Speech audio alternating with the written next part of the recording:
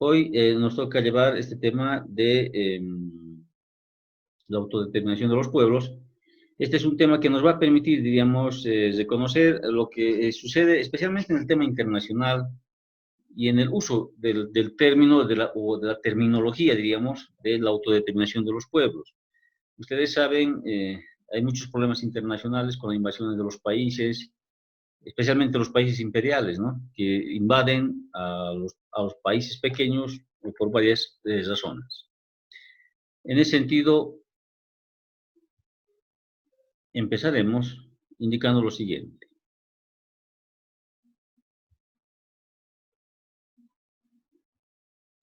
Bien, históricamente, dice, el cambio del modo de producción feudal al modo de producción capitalista ha constituido las naciones y los estados.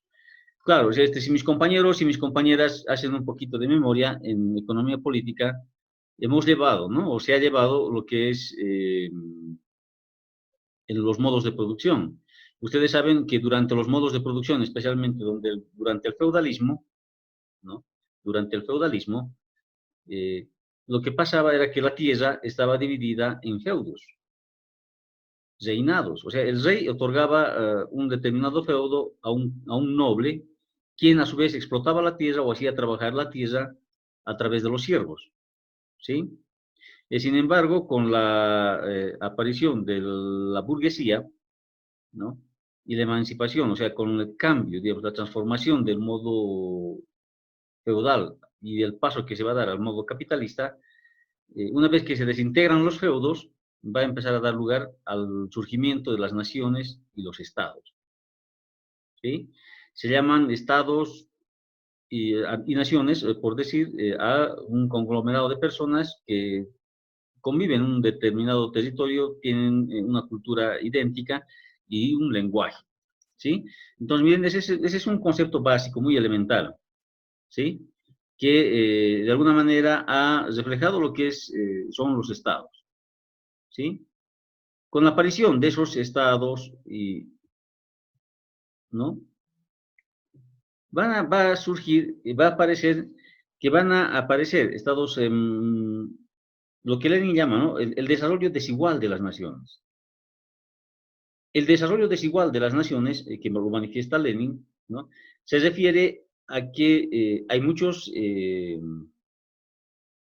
estados que se han desarrollado tal vez mucho más antes que otros.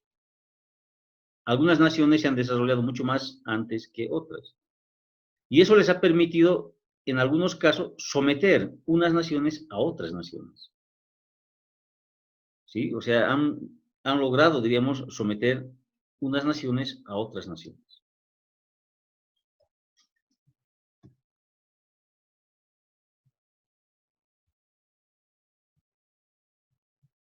Miren, dice, perdón,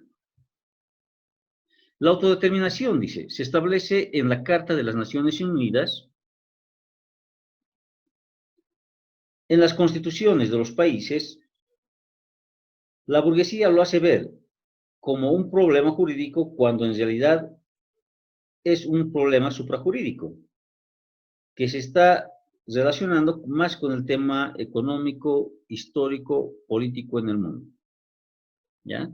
¿Qué quiere decir esto? Miren mis compañeros y mis compañeras, lo que sucede es que ustedes saben cuando culmina la Segunda Guerra Mundial, los países van a ver y van a pensar que ningún país debería ser avasallado por otro. Y logran, o sea, para evitar una posible y futura guerra, como la Segunda Guerra Mundial, de esa magnitud, es que logran establecerse las Naciones Unidas y en ahí, ¿no? Miren, se establece qué cosa. El derecho a la autodeterminación, dice, ¿no? Que se establece en las Naciones Unidas, en las constituciones de los países, dice, ¿no? Sin embargo, dice, la burguesía lo hace ver como si fuera un problema jurídico, cuando en realidad es suprajurídico, que está relacionado en lo económico, histórico y político en el mundo.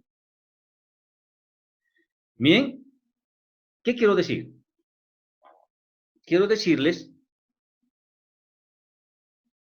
que me han distraído. quiero decirles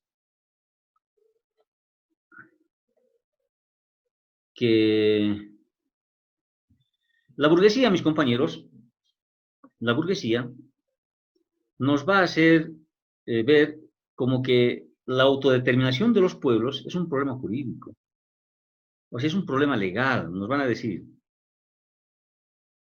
¿ya? Es un problema legal, nos van a decir.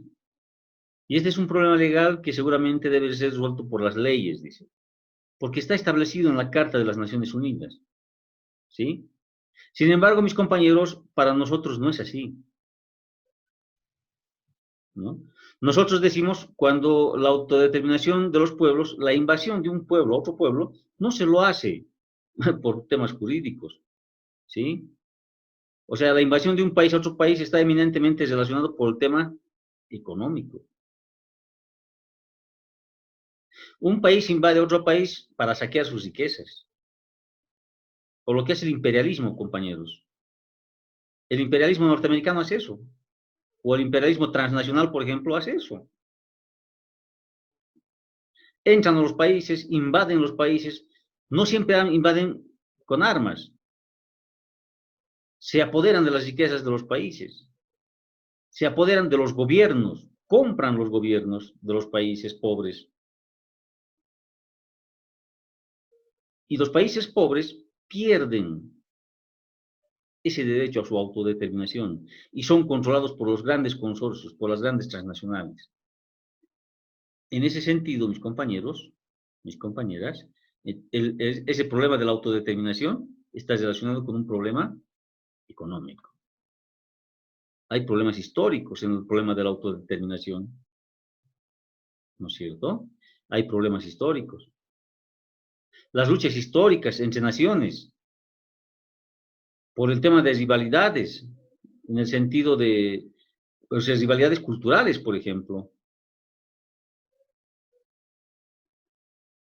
o en el caso, por ejemplo, de político, cuando las potencias, o sea, ven enemigos, por ejemplo, los países, y tratan de invadirlos. Como Estados Unidos ha invadido en su momento, mis compañeros, a Nicaragua, a El Salvador, a Guatemala o a Panamá, a los países africanos peor, o lo que está sucediendo con los países árabes, ¿no es cierto? Entonces, ahí se puede ver que hay mucho interés, por ejemplo, económico, hay intereses políticos y hay intereses históricos, ¿sí? Entonces, no solamente es como nos hacen creer, o sea, no solamente se trata de un problema jurídico, sino se trata también que detrás de la autodeterminación de los pueblos, detrás de ese avasallamiento que existe de una nación grande hacia las naciones pequeñas, existen grandes intereses económicos, políticos, y, ¿no? O sea, que es en el mundo.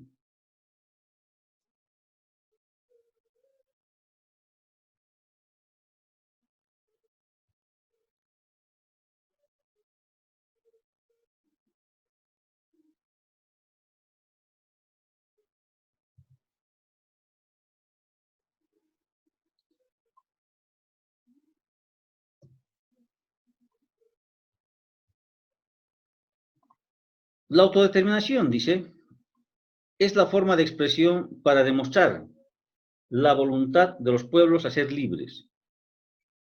Ningún pueblo puede someter a otro sin que éste tenga el derecho a ser libre e independizarse,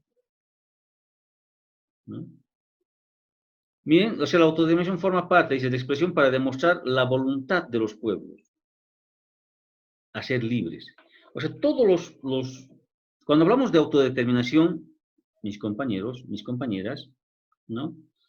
Cuando hablamos de autodeterminación, nos estamos refiriendo, ¿no?, a la voluntad que tienen los pueblos de manejarse, de autogobernarse, de autolegislarse, como naciones, como pueblos, como estados, ¿no? O sea, de convivir en el estado que mejor vean por convenientes como ciudadanos de un determinado país, como militantes de un determinado territorio, bajo un determinado modo de producción. Son libres. Por eso es que decimos que ningún pueblo debería someter a otro. Ningún pueblo, o sea, debería someter a otro. Y por eso también reclamamos, cuando existe ese sometimiento, ¿no? Este pueblo sometido tiene todo el derecho de buscar su independencia. Este es el deseo de todas las naciones del mundo, ¿no es cierto? O sea, miren todas las naciones en el mundo, ¿qué es lo que buscan? O sea, ¿qué es lo que buscan los ciudadanos? Buscarse su autodeterminación. Cuando esta autodeterminación es mucho más amplia, es mucho mejor. Porque en la autodeterminación se manifiesta la voluntad de los ciudadanos de vivir o convivir entre ciudadanos de un determinado territorio como mejor vean por conveniente, ¿sí? Y sin que estos, por ese derecho, incluso ese derecho político, puedan ser avasallados por otras naciones.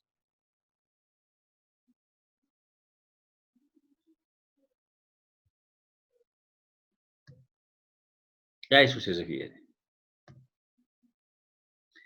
Dice, negar el derecho a la autodeterminación, a la separación, significa indefectiblemente en la práctica apoyar los privilegios de la nación dominante. Por eso yo les decía en un principio a mis compañeros y a mis compañeras que es necesario,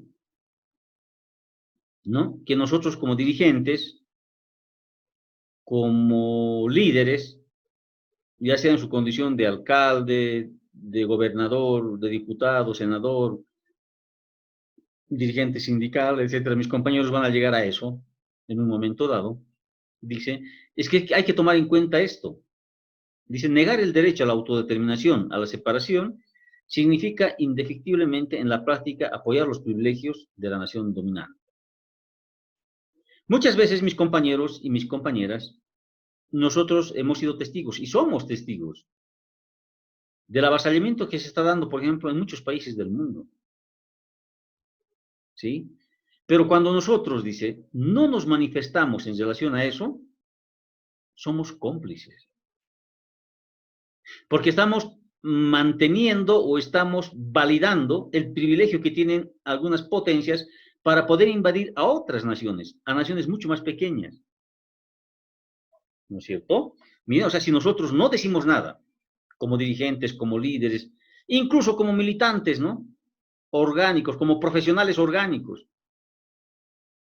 Si nosotros estamos tuiteando, estamos whatsappeando, etcétera, nuestra obligación como militantes, como hombres formados bajo una doctrina revolucionaria de cambio, lo primero que deberíamos ser es solidarios. Solidarios con nuestros compañeros, pero no solamente con mi compañero de al lado, sino con mis compañeros del mundo, porque nosotros concebimos a la humanidad como una sola raza, una sola humanidad. No hay razas, no hay colores, ¿no es cierto? Entonces nosotros decimos, ¿qué pasa cuando un país grande invade a otro país pequeño? Y nosotros no decimos nada. Es que estamos, entre comillas, estamos apoyando esa invasión. Lo que pasa en Venezuela, mis compañeros, y nadie dice nada, por ejemplo. Muchos criticamos y decimos, pero si Venezuela está mal, es un país que no sirve, es un país que está, pucha, terrible, no hay ni papel higiénico, es lo que sacan en las redes sociales. Pero lo que no nos dicen es que Venezuela no está mal, no está en esas condiciones por Venezuela o por su gobierno. Está mal, está en esas condiciones porque está sufriendo un bloqueo económico. Y ahí le están negando su derecho a su autodeterminación como nación. Si el venezolano quiere vivir bajo el régimen de Maduro, que lo haga. Porque al final es decisión de los venezolanos, no es una decisión que pasa por la determinación de Estados Unidos. Lo mismo sucede con Cuba. Con Cuba, mis compañeros, más de 58 años de bloqueo. pero no decimos nada. Y al no decir nada, al no manifestarnos en relación a ese tema, estamos siendo cómplices. Lo mismo está sucediendo con Nicaragua ahora. No sé si mis compañeros han leído o están informados. En Nicaragua está siendo sometido también a bloqueos. Miren, entonces, por eso dicen, ¿no? O sea, nosotros deberíamos manifestarnos frente, o sea, a la invasión, pero no solamente es mis compañeros, no solamente son los norteamericanos los que practican este bloqueo, o no solamente son las grandes transnacionales, las grandes corporaciones las que empiezan a bloquear.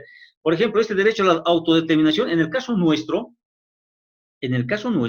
como país, como nación, ¿no? Debería ser que nosotros queremos y tenemos el derecho de explotar nuestro litio. Pero si tenemos ese derecho a la autodeterminación, también deberíamos tener el derecho y el acceso a un mercado. Pero ¿qué hacen las grandes corporaciones, las grandes naciones? No nos dejan vender, ¿sabían eso? No permiten que entre nuestro. O sea, si quieres vender el litio en un mercado internacional, tienes que hacerlo a través de una de las grandes corporaciones, por ejemplo. Y eso, en los hechos, significa violar la autodeterminación de las naciones, la autodeterminación de los pueblos. ¿No es cierto? Entonces, miren, o sea, eso es lo que sucede.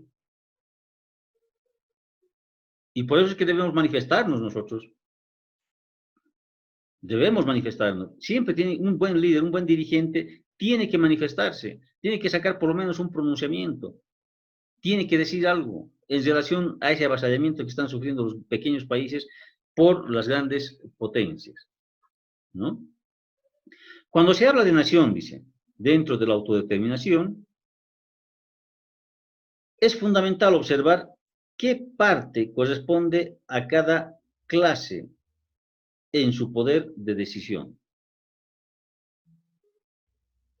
Miren, cuando se habla de nación, dentro de la autodeterminación, es fundamental observar qué parte le corresponde a cada clase en su poder de decisión.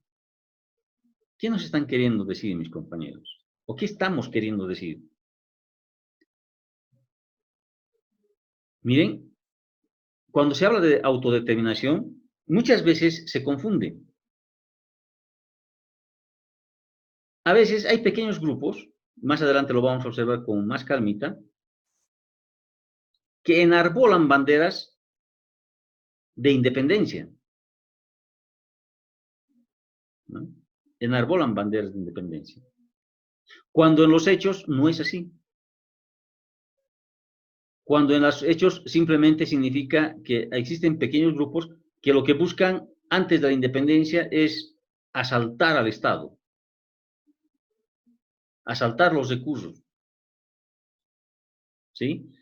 Y con las disculpas, lo que ha hecho Yanine, por ejemplo, ellos han hablado en nombre de Bolivia, en nombre del Estado boliviano. ¿Qué decían? Los bolivianos como nación, ¿no? Estamos cansados de la dictadura, etcétera. Llegan al gobierno, avalados por Estados Unidos, pero si nosotros analizamos, dice, ¿no? Si nosotros vamos a analizar qué parte le corresponde a cada clase, ¿no? ¿Qué parte le corresponde a cada clase en su poder de decisión? Vamos a ver que al pueblo boliviano no le ha tocado nada, que un pequeño grupo ha sido quien ha gobernado y lo ha destrozado al país. Y esto me trae a memoria, ¿no? Lo que mis compañeros y mis compañeras conocen, ¿no? Lo que ha sucedido en la independencia de Bolivia. Y esto me recuerda a Juan Azurduy de Padilla. Siempre lo recuerdo y siempre lo menciono, porque es un hecho bien importante para mí. Miren, cuando Bolivia, entre comillas, pelea por la independencia en 1825, se da el grito libertario. Juana Zurduy de Padilla estaba pasando por la puerta, creo que comenté con ustedes algo. Está pasando por la puerta, observa y dice, es lo mismo, o sea, no ha cambiado nada.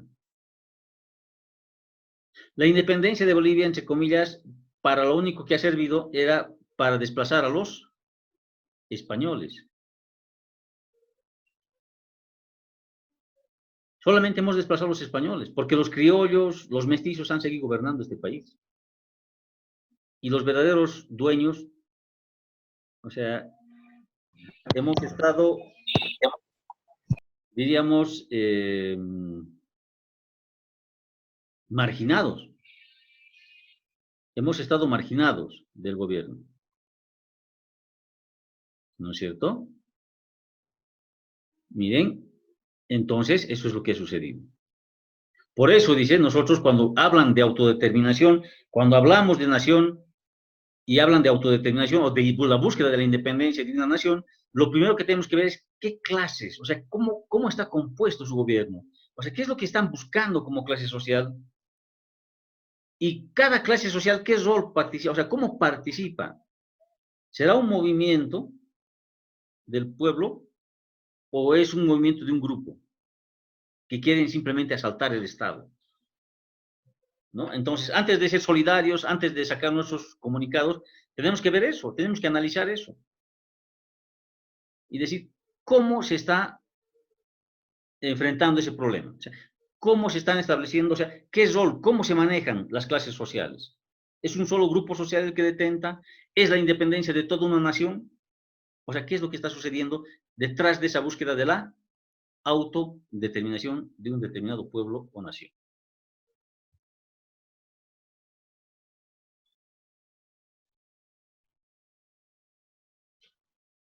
Muy bien, mis compañeros, ¿no? Miren, cuando se habla de autodeterminación de los pueblos, nos están indicando de que no toda lucha es revolucionaria. Se debe considerar el desarrollo histórico de cada caso en un contexto determinado, ¿ya?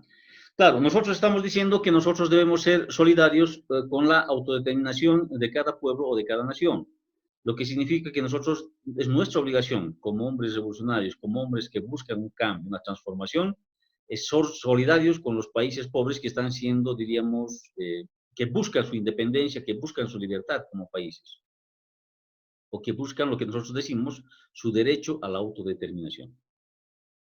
¿Ya? Sin embargo, dice, no toda lucha es revolucionaria, o sea, no porque busquen, entre comillas, la independencia o su autodeterminación, se debe considerar que es una lucha revolucionaria. Sino lo que tiene que hacerse, dice, es, hay que analizar el desarrollo histórico de cada nación, de cada conflicto internacional, en el contexto en el que se está desarrollando. ¿Qué quiere decir eso, mis compañeros? Miren, para que se me entienda mejor lo que estamos queriendo decir aquí, yo les pongo un ejemplo. Mis compañeros y mis compañeras saben lo que está sucediendo con los países árabes. Ustedes saben que, por ejemplo, existe la nación, ¿cómo le llaman? ISIS. ISIS que se reclama ser árabe y que estaría buscando la autodeterminación de los pueblos árabes. Sin embargo, mis compañeros, no es así. ISIS es un grupo armado que ha sido formado, diríamos, o armado por Estados Unidos y la CIA, y que constantemente está siendo retro o alimentado por Israel. Esa lucha, que entre comillas deberíamos ser la autodeterminación del pueblo árabe, no es tal. Por eso es que, y para no caer, dice, para no caer en ese tipo de situaciones, es que nosotros debemos necesariamente analizar, dice, el desarrollo histórico de cada caso, dice, en un contexto determinado. en el contexto en este momento lo que está pasando con los países árabes. Lo que es la cruda realidad. ¿Sabían ustedes, mis compañeros y mis compañeras, que Estados Unidos organiza este tipo de conflictos, este tipo de guerras, ¿no? ¿Para qué? Para adueñarse del petróleo. Claro, es lo que decimos, pero en realidad es para robar el petróleo. Porque mientras se encargan de pelear los estados legalmente constituidos con estos grupos terroristas, ¿no? Los norteamericanos, sus transnacionales, los ingleses, los holandeses, están saqueando el petróleo de estos países árabes. Se lo sacan. O sea, aprovechan ese tipo de conflictos. Sin pagar ni un centavo a nadie. Miren, o sea, ¿cómo es que funciona?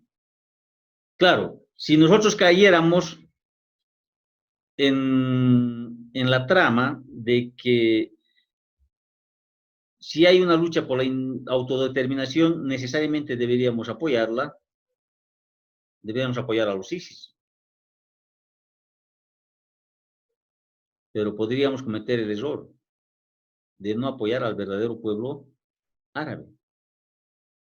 Entonces, miren, eso es lo que sucede. Es más, mis compañeros, ustedes saben, ISIS no está conformado ni siquiera por árabes, sino por militares, mercenarios alemanes, israelitas, norteamericanos, o sea, de todas partes del mundo. Les llevan, los pagan por un sueldo y se meten a la guerra. Entonces, por eso, antes de sacar cualquier declaración, lo primero que tenemos que hacer es ver en cuál es el desarrollo histórico y en dónde se está desarrollando esa lucha emancipadora. Y si es para beneficio del pueblo, ¿no es cierto?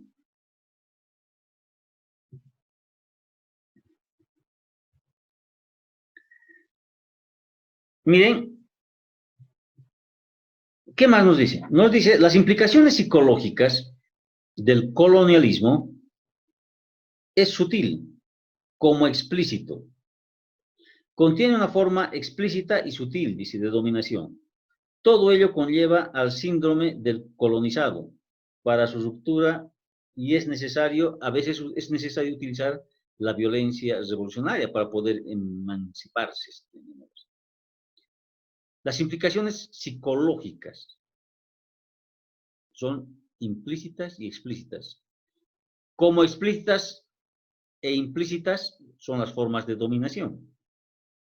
¿A qué se refiere con lo explícito y lo implícito? Se está refiriendo a las formas que se ven y a las que no se ven. A las consecuencias que podemos verlas, como a las consecuencias que no podemos verlas. Por ejemplo, una forma explícita es una invasión directa. Lo que está sucediendo, lo decían los países árabes. Esa es una forma explícita, donde todo el imperialismo, o sea, descarga su bronca, o sea, llevan armamento, bombas, municiones, o sea, bombardean a los pueblos, hacen desaparecer pueblos enteros, íntegros, con armamento de última tecnología. ¿Y a título de qué? De autodeterminación. Y el colonialismo, o sea, no pierde, o sea, no está perdiendo absolutamente nada, porque primero no es su territorio, no es su gente la que muere. Y esa es una forma explícita, ¿no es cierto? Otras formas de ser explícitas, por ejemplo, es la declaración, ¿no? De lo que, por ejemplo, hoy día también salieron las noticias, ¿no? De que un senador norteamericano y un empresario norteamericano reconocieron que en Bolivia hubo de golpe de Estado y que Estados Unidos habría financiado. Esa es otra forma explícita. O sea, han puesto el dinero. O sea, ponen el dinero para poder... ¿Cuáles son las formas sutiles o implícitas? Las que, diríamos, nos atacan de una manera más psicológica.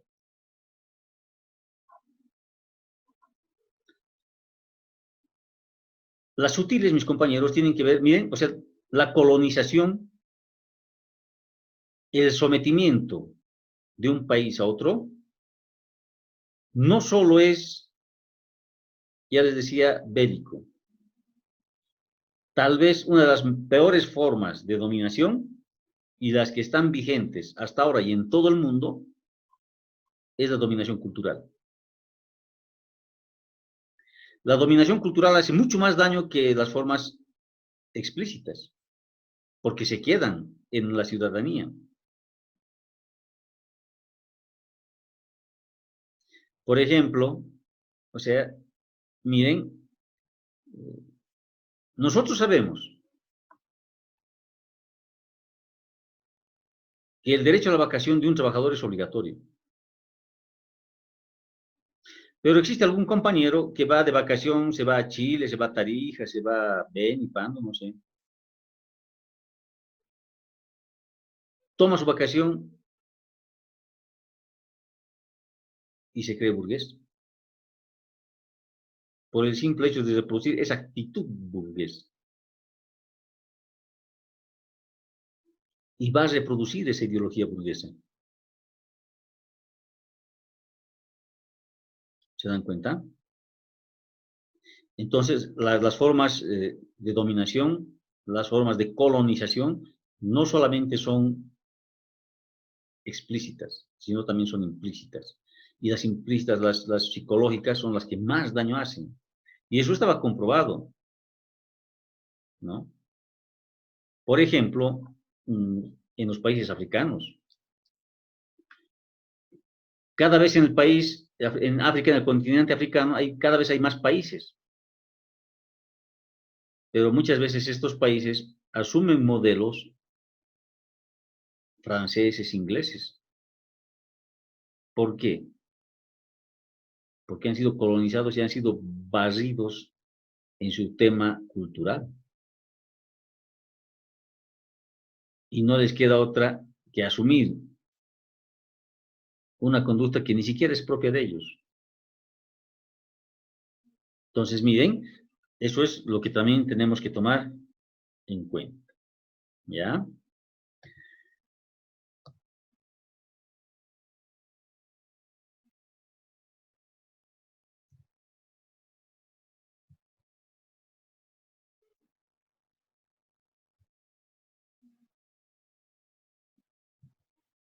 Ay. Por autodeterminación de las naciones se entiende, dice, su separación estatal de una nación con relación a otra. Se entiende la formación de un Estado independiente.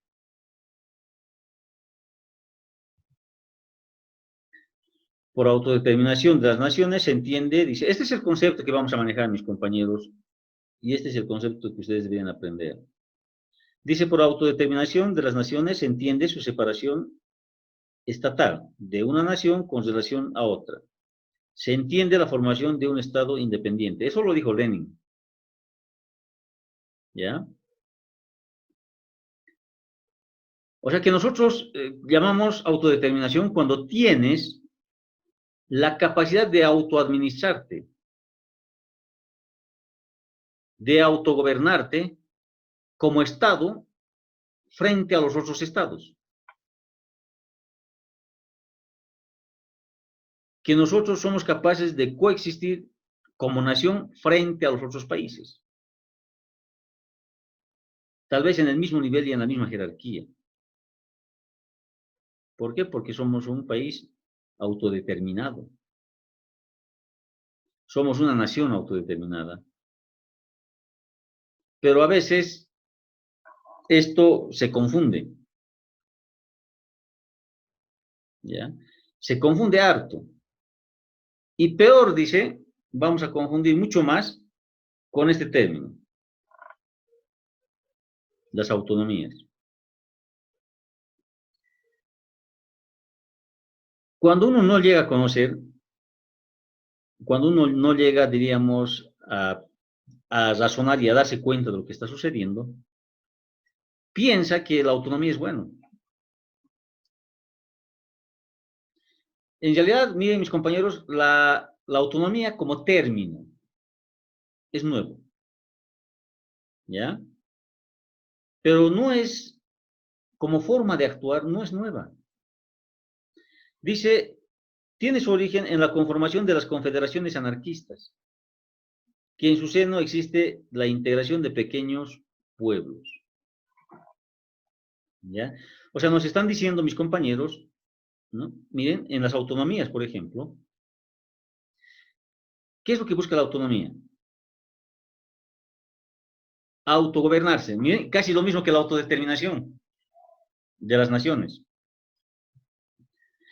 Buscan autogobernarse. Por eso dicen, ¿no? Queremos autonomías, especialmente la nación Camba. Miren cómo son de habilosos y cómo son de estrategas, que incluso hablan de la nación Camba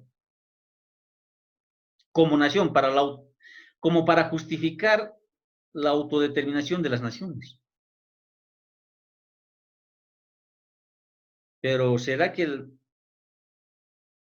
los Cambas están participando como nación? ¿O será un grupo de empresarios que se han puesto el nombre de Nación Camba? Miren, entonces este tema de las autonomías es un tema, dice, que no es reciente, o sea, claro, como término es reciente, que se lo está utilizando, pero que su origen está en la conformación de pequeñas confederaciones. Miren, los anarquistas no creían y no creen en el Estado, ¿ya? El pensamiento anarquista dice eso, o sea, no cree mucho en el Estado. Lo que el pensamiento anarquista dice es que deberían conformarse las naciones y estas naciones deberían conformar confederaciones. Y así desaparecerían las fronteras, desaparecerían esas cosas, ¿no? O sea, sin ley, sin gobiernos. Ese es parte del pensamiento anarquista.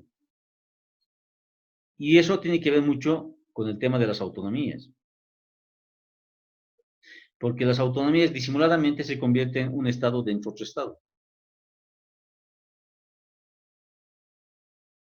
La nación Camba, que se administra, maneja sus recursos, hace sus leyes dentro del Estado boliviano.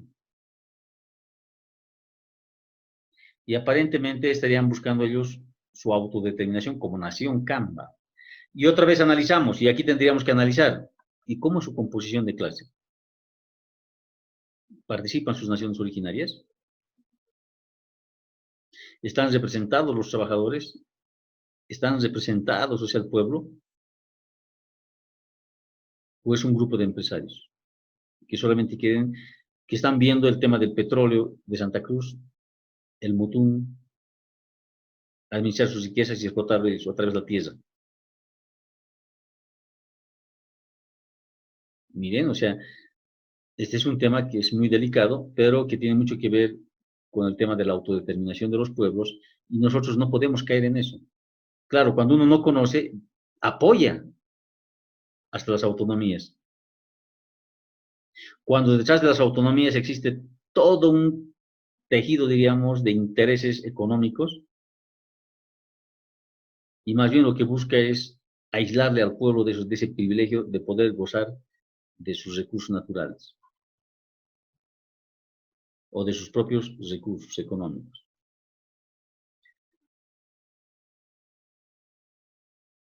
Dice, el hombre nuevo no puede surgir, dice, en naciones dominadas o dominantes, sino en naciones libres. ¿Qué quiere decir eso?